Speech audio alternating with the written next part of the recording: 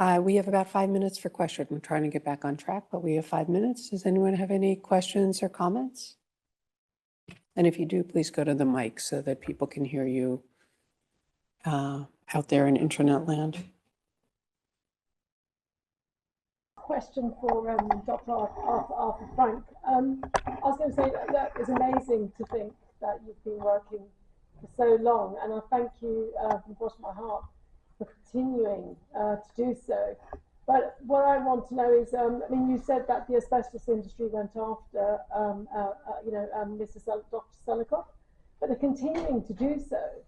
I mean, I think, what can we do? You know, because they continued, they went after Dr. Robin Rard, they now, as we know, are going after Dr. Moline.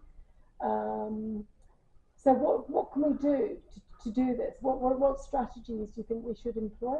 Apart from lawyers having to work with the doctors to protect them and other campaigners, what else do you think we could do? To my mind, it's a simple answer in one sense, because there's still going to be, not only in this country, inappropriate behavior by companies. I do a lot of work now in India. They go after people. It's even ironic, the lies that they tell. I think the two things that we can do is call out the inappropriate and dishonest science when it hits journals and books that covers up for the industry, so that we can do that as scientists. And I think the only thing that we have is standing with the truth and the science that we know and making sure that our facts and our data are correct. You know, I get deposed a lot because I still do a lot of medical legal work, and I get asked questions sometimes, and they say, do you have any knowledge about such and so?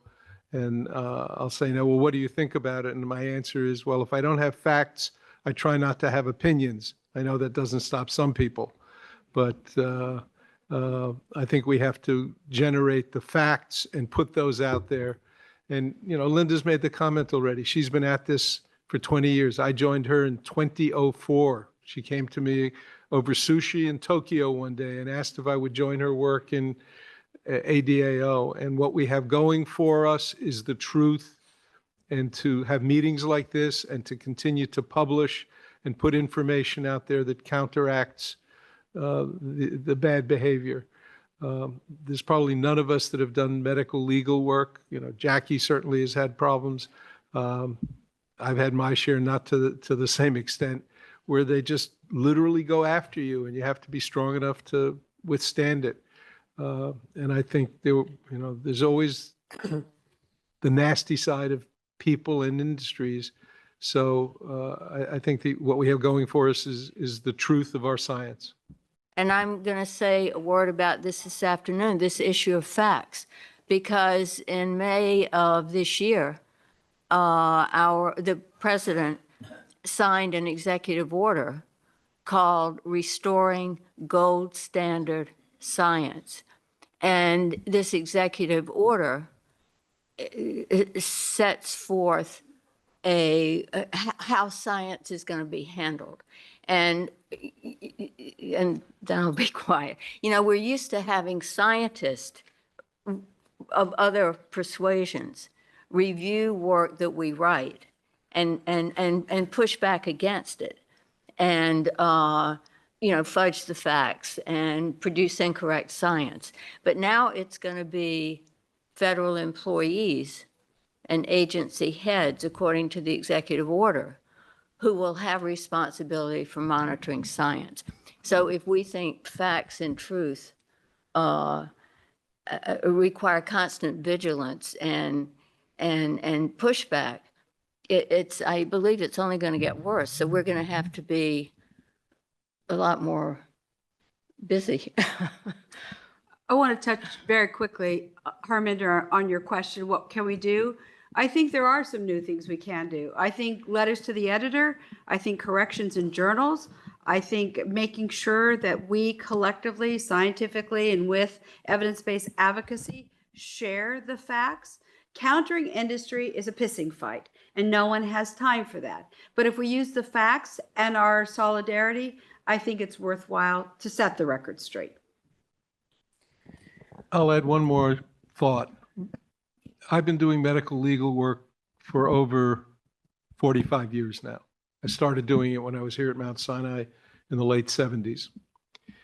And unfortunately, is not a younger generation of scientists who are willing to step up and do this to the same extent. There are some.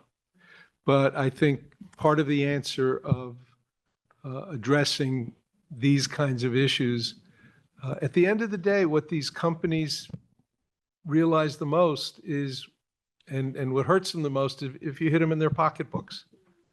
And, not every trial is won, not every case is won, but when you can address science in a courtroom and you get a jury to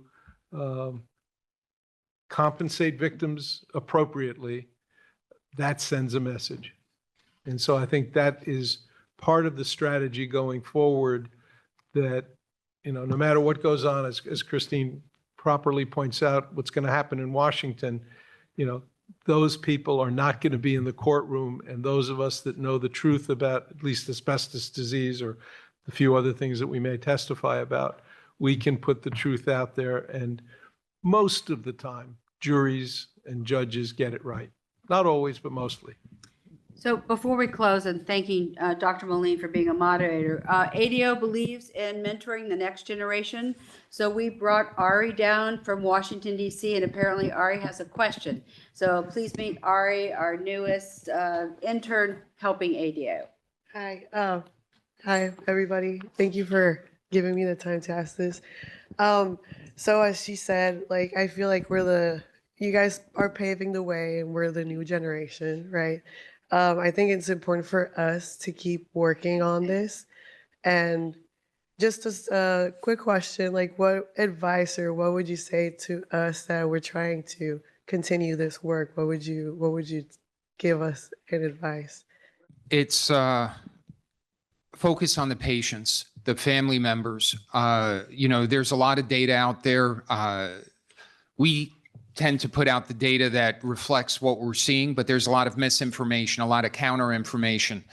And the truth is in the family members. They've been through it. They've seen their loved ones suffer. And I think that's our strongest asset, is that we have the patients and their families that are pissed off. And because their loved one died from something that's preventable. And that's where our focus needs to be. Okay, thank you. Yeah. Thank you, Ari. Thank you. All right. Thank you to everyone on this panel. And this is Session 2. session 2 is going to begin.